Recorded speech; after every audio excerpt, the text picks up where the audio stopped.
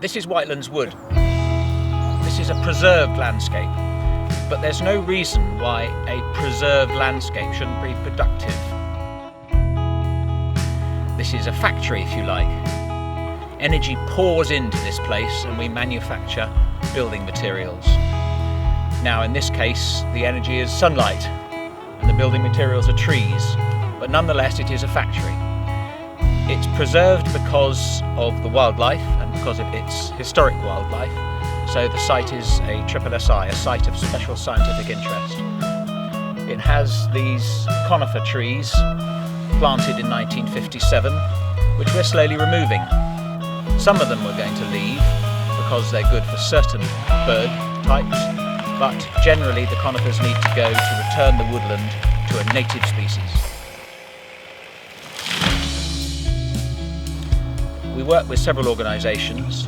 The Forestry Commission have very kindly given us money to do this work. So has Butterfly Conservation, an excellent charity with a mine of information about the sort of butterflies we have here.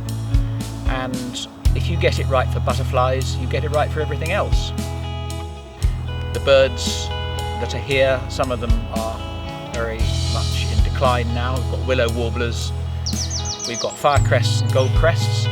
They actually like the conifers, so although there's very much a prescription when you have a SSSI, a site of special scientific interest, you've got to be careful that a blanket description like get rid of all the conifers, you have to interpret that and think the goldcrests like some conifers, so we're going to keep some.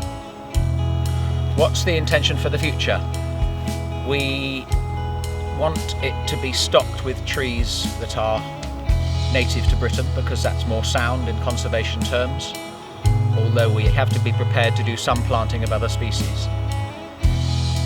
The conifers that we remove, we put through the sawmill, which is a wonderful imported Australian mill which is capable of converting it into building material, and we've built a very large house on the edge of Petersfield from the same timber, and we sell the timber which drives the financing of the project. The project is run under the name the Whitelands Project, and although the woodland itself is not self-financing, I do other work, for example tree surveys, where I go and count and measure trees for people who need them for planning permission or for management, and that's the main income.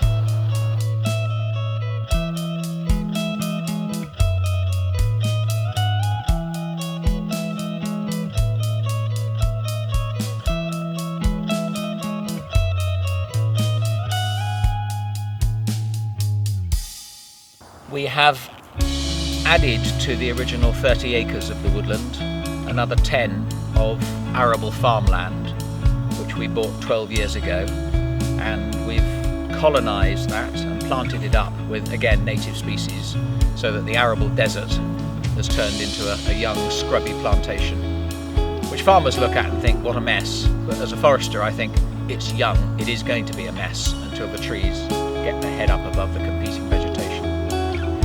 On that arable farmland, since we've planted it up, we've got all sorts of things moving in.